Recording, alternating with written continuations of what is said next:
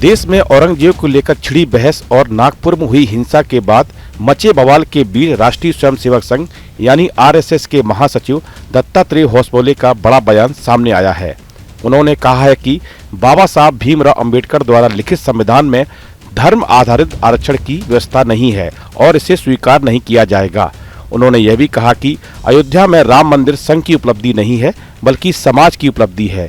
इसके साथ ही उन्होंने कहा कि आक्रमणकारी या आक्रांताओं जैसी मानसिकता वाले लोग देश के लिए खतरा है। उन्होंने एक वक्त पर कर्नाटक में मचे बवाल को लेकर भी बात की और कहा कि भाजपा शासन के दौरान मंत्रियों के निजी सचिव के रूप में संघ के पदाधिकारियों की नियुक्ति के लिए कभी जोर नहीं दिया गया। औरंगजेब और वक्फ बोर्ड मुद्दे पर भी वे खुलकर बोले। उन्होंने कहा कि सरकार इस दिशा में उचित कदम उठा रही है। उन्होंने कहा कि जिन लोगों ने सनातन और देश के खिलाफ काम किया है, क्या उन्हें आइकॉन बनाना चाहिए, ये सोचने की जरूरत है। साथ ही कहा कि एक बार औरंगजेब के भाई दारा सिकोह पर विचार किया जा सकता है, लेकिन औरंगजेब पर कभी नहीं।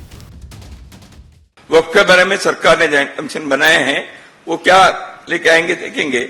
और वक्फ के बारे में केवल संघ के नहीं, समाज के बहुत सारे, कर्नाटक में ही हम देखेंगे तो बहुत सारे किसानों ने यहाँ irrespective of their party affiliations, their ideological persuasions, they came forward and they said वक्फ के बारे में ऐसे हमारे जमीनों को कर दिया, ऐसे बहुत बड़ा हुआ था। आपके मीडिया के लोगों को तो अच्छा मालूम भी है। तो ऐसे कई यहाँ विंडसर मैनर होटल को भी उन्होंने डिक्लेयर कर दिया था। तो बहुत सारे ऐसे हुआ है। तो वक्फ के बारे में सरकार ने एक बिल को ज्वाइंट इसमें किया है, वो जो हुआ है अभी तक का वो सही दिशा में चला है। सरकार कैसे करते, पार्लियामेंट क्या करता है, हम देखेंगे। और औरंगजेब के बारे में तो हुई है। देखिए, समाज में कोई भी किसी विषय के बारे में उठा सकते हैं, संघ का कहना नहीं है। इतिहास में कई घटनाएं घटी हैं। औरंगजेब के बारे में दिल्ली में औरंगजेब मार्ग था, उसको बदलकर अब्दुल कलाम रोड किया। तो उसका कुछ मतलब है, मकसद है ना। तो औरंगजेब के भारत में क्या हो गया है, औरंगजेब के भाई दारा सिकोह को आइकॉन नहीं बनाया। जिन लोगों ने गंगा जमुनी संस्कृति वगैरह कहते हैं, उन्होंने कभी दारा सिकोह को सामने लाने का प्रयत्न किया नहीं। बैठक के तीसरे और अंतिम दिन आयोजित प्रेस कॉन्फ्रेंस में महासचिव दत्तात्रेय होसबोले ने कई मुद्दों पर अपनी अहम बात रखी। होसबोले ने कहा कि आक्रमणकारी मानसिकता वाले लोग भारत के लिए खतरा है, जिससे उनका इशारा बाहरी आक्रांताओं की विचारधारा को महिमा मंडन करने वालों की ओर था। खासकर औरंगजेब विवाद पर उन्होंने दो टूक कहा, हमें यह सोचना होगा कि बाहर से आने वालों को आदर्श बनाना है या स्थानीय नायकों को सम्मान देना है। होसबोले ने वक्फ संशोधन विधेयक पर भी अपनी राय रखी और इसे लेकर चल रही चर्चाओं को समाज के हित में बताया।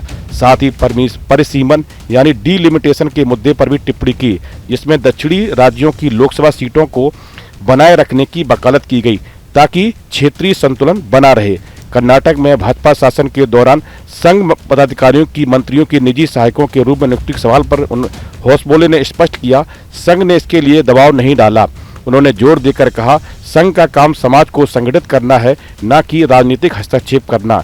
इसके अलावा संघ नेता अरुण कुमार ने बीजेपी अध्यक्ष के चुनाव पर अपनी प्रतिक्रिया दी। उन्होंने कहा कि बीजेपी अध्यक्ष के चुनाव की प्रक्रिया चल रही है, जल्द ही नया अध्यक्ष चुन लिया जाएगा। बेंगलुरु में 21 मार्च से आरएसएस की 3 दिवसीय अखिल भारतीय प्रतिनिधि सभा की बैठक शुरू हुई थी और 23 मार्च को समाप्त हुई। इस 3 दिवसीय बैठक में कई अहम मुद्दों पर चर्चा हुई। खास तौर पर बांग्लादेश में अल्पसंख्यक हिंदुओं पर अत्याचार और संघ के 100 वर्षों के कार्यों पर कई प्रस्ताव लाए गए।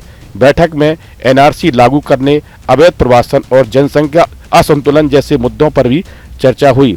इस बैठक में संघ शताब्दी वर्ष के अवसर पर 1 साल तक चलने वाली विभिन्न कार्यक्रमों को लेकर भी अपनी योजना की रूपरेखा पेश की गई।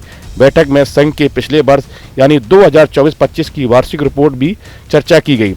इस 3 दिवसीय बैठक में आरएसएस से जुड़े 32 संगठनों के अध्यक्ष और महासचिव शामिल हुए, जिसमें भाजपा के राष्ट्रीय अध्यक्ष जगत प्रकाश नड्डा और महासचिव BL संतोष ने भी शिरकत की। इस वीडियो में फिलहाल इतना ही। फिलहाल बने रहिए न्यूज स्टेशन के डिजिटल प्लेटफॉर्म पर।